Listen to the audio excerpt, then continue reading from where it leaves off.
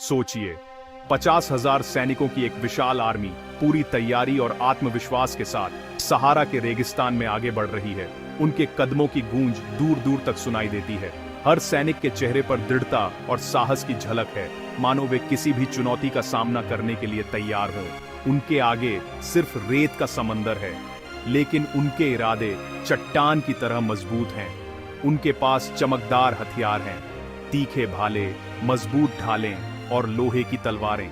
हर सैनिक ने अपनी कवच कस ली है और वे युद्ध के लिए पूरी तरह तैयार हैं।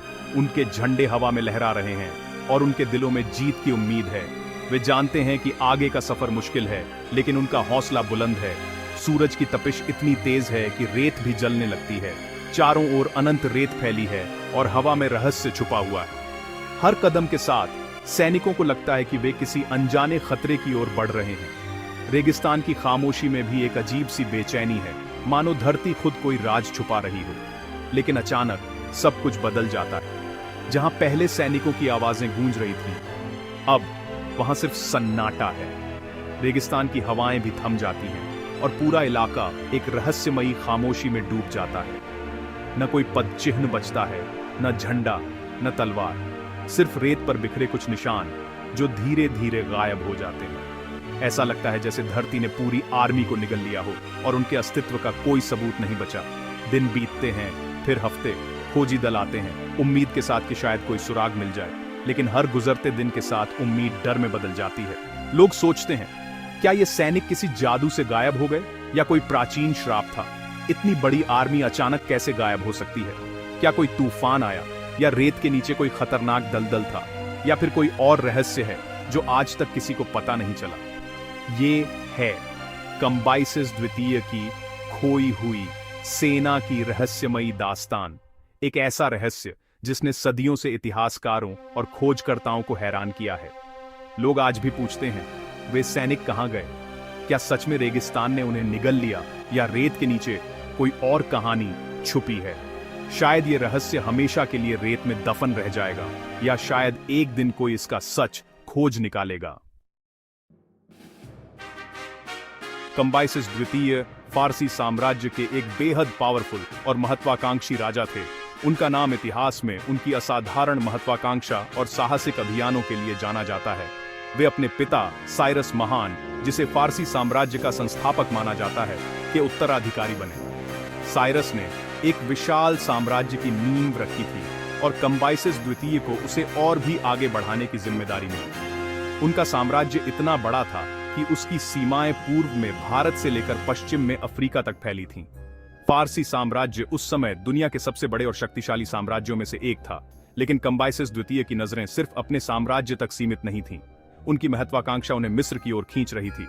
फराओं की समृद्ध और रहस्यमयी भूमि जो नील नदी के किनारे बसी थी और सोने, कला और संस्कृति के लिए प्रसिद्ध थी।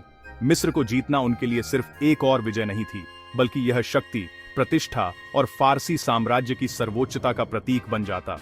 इसी सपने को पूरा करने के लिए कंबाइसिस द्वितीय ने एक विशाल और शक्तिशाली सेना तैयार की, जिसमें हजारों सैनिक, घुड़सवार और युद्ध हाथी शामिल थे।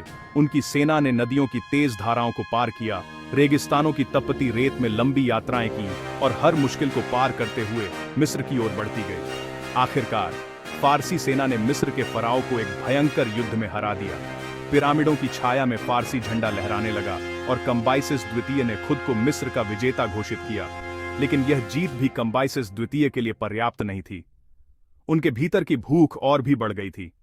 वे सिर्फ मिस्र पर राज नहीं करना चाहते थे, बल्कि उसकी हर संपत्ति, हर रहस्य और हर कोने पर अपना नियंत्रण चाहते थे। उन्होंने मिस्र के खजानों, मंदिरों और गुप्त कब्रों की खोज शुरू कर दी। वे मिस्र की सभ्यता के हर रहस्य को जानना और अपने अधीन करना चाहते थे। इसी लालच और महत्वाकांक्षा ने उन्हें एक और बड़ा कदम उठाने के लिए मजबूर किया, अपनी सेना को सहारा के खतरनाक रेगिस्तान में भेजना, ताकि मिस्र के और भी दूर दराज इलाकों पर कब्जा किया जा सके।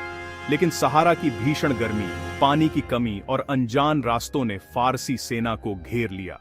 यह चुनौती कंबाइसिस द्वितीय के लिए घातक साबित होने वाली थी और उनकी महत्वाकांक्षा ने उन्हें एक ऐसे रास्ते पर ला खड़ा किया जहां से वापसी लगभग नामुमकिन थी। सहारा के बीचों बीच था पवित्र सीवा ओएसिस, जहां अमुन के ओरेकल का निवास था। यहाँ के प्रीस्ट्स भविष्यवाणी के लिए फेमस थे, जिनके वर्ड्स से राजा भी डरते थे। कंबाइसिस ने इजिप्ट पर कब्जा किया, लेकिन सीवा के प्रीस्ट्स ने उन्हें सच्चा फराव मानने से इनकार कर दिया। ये इंसल्ट कंबाइसिस को बर्दाश्त नहीं हुई। उन्होंने 50,000 सैनिकों की आर्मी सीवा भेजने का ऑर्डर दिया, मंदिर को डिस्ट्रॉय करने और प्रीस्ट्स को पनिश करने के लिए। बहुतों ने वार्न किया कि रेगिस्तान बेरहम है, लेकिन घमंड ने उनकी आंखें बंद कर दी। आर्मी चल पड़ी हिस्ट्री के सबसे बड़े रहस्य की ओर। सीवा की जर्नी इजी नहीं थी। सहारा धरती के सबसे कठोर इलाकों में से एक है। न कोई नदी, न छाया, सिर्फ मीलों तक फैली रेत। दिन में झुलसाती गर्मी, रात में कड़ाके की सर्दी। आर्मी के साथ गाइड, भारी मटकों में पानी और खाना था। तेज रेतीले तूफान, प्यास और थकावट ने सोल्जर्स को वीक कर दिया। गर्व से भरी आर्मी अब थकी हारी मायूस कतार बन गई थी। फिर अचानक आर्मी से सारा कांटेक्ट टूट गया। न कोई मैसेज, न कोई लौटने वाला। रेगिस्तान ने उनकी आवाजें हमेशा के लिए निगल लीं। हफ्ते बीत गए, लेकिन कंबाइसिस को कोई खबर नहीं मिली। सोल्जर्स के परिवार और फारसी दरबार बेचैन हो उठे। खोजी दल भेजे गए, लेकिन कुछ नहीं मिला। न हथियार, न कवच, न हड्डियां, जैसे आर्मी कभी थी ही नहीं। कुछ ने दुश्मनों के हमले या देवताओं के क्रोध की बातें की, लेकिन जवाब किसी के पास नहीं था। खोई हुई आर्मी की कहानी एक किंवदंती बन गई। सहारा की रेत ने अपना राज कभी नहीं खोला। सदियों बाद ग्रीक हिस्टोरियन हेरोडोटस ने लिखा कि आर्मी पर एक विशाल रेतीला तूफान आया और सब कुछ दफन हो गया। पीढ़ियों तक लोग मानते रहे कि सहारा ने आर्मी को निगल लिया, लेकिन हेरोडोटस ने इंसिडेंट के कई साल बाद लिखा था, उसने कभी आर्मी को देखा नहीं। क्या उसकी स्टोरी सच थी या सिर्फ दंतकथा? आर्कियोलॉजिस्ट्स ने अवशेष खोजे, हड्डियां, हथियार, कपड़े, लेकिन कभी सॉलिड प्रूफ नहीं मिला। 1930 के दशक और 2009 में एक्सप्लोरर्स ने क्लेम्स किए, मगर डाउट बना रहा। जितना खोजा गया, रहस्य उतना ही गहरा होता गया। कंबाइसिस की आर्मी की कहानी एक पहेली बनी रही। सदियों से इतिहासकार और खोजकर्ता एक ही सवाल में उलझे हैं, कंबाइसिस की खोई हुई आर्मी का सच क्या है? कई थ्योरीज सामने आईं। कुछ लोगों का मानना है कि वो सोल्जर रेगिस्तान की विशालता में रास्ता भटक गए और कभी वापस नहीं लौटे। तेज धूप, प्यास और अनजान रास्तों ने उन्हें धीरे धीरे निगल लिया। दूसरी थ्योरी कहती है कि दुश्मनों ने घात लगाकर हमला किया या फिर उनके अपने गाइड्स ने धोखा दिया। रेगिस्तान में गाइड्स की गद्दारी का मतलब था मौत तय। कुछ लोग मानते हैं कि यह कोई साधारण घटना नहीं थी, बल्कि देवताओं का प्रकोप था। रेगिस्तान में अचानक आई आंधी, बिजली और तूफान ने पूरी आर्मी को निगल लिया।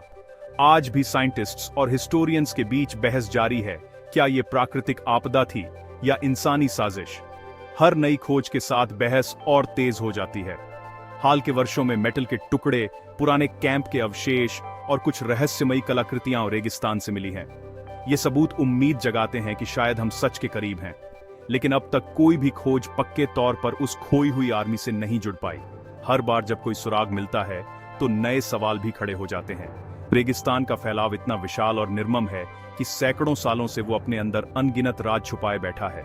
यहाँ की रेत हर निशान को मिटा देती है। कभी कभी तेज हवाएं और रहस्यमयी धुंध प्राचीन खंडहरों को छुपा लेती है, मानो रेगिस्तान खुद अपने इतिहास की रक्षा कर रहा हो।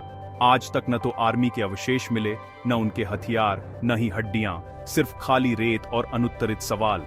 फिर भी हर नई खोज के साथ उम्मीदें बढ़ती हैं। शायद अगली खुदाई में कोई ऐसा सुराग मिल जाए जो इस रहस्य से पर्दा उठा दे।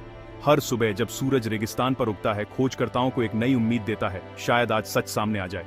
लेकिन जब तक वो दिन नहीं आता, कंबाइसिस की खोई हुई आर्मी की कहानी एक रहस्यमयी वार्निंग और अजूबा बनी रहेगी। एक ऐसा रहस्य जो इतिहास के पन्नों में हमेशा जिंदा रहेगा। अगर आपको ऐसी ही रहस्यमयी और सच्ची कहानियां पसंद हैं, तो वीडियो को लाइक करना मत भूलना और चैनल को सब्सक्राइब भी कर लेना, क्योंकि अगली कहानी इससे भी ज्यादा रहस्यमयी होने वाली है। हमारे साथ इतिहास के रहस्यों को जानने के लिए हमेशा क्यूरियस रहो और एक्सप्लोर करते रहो।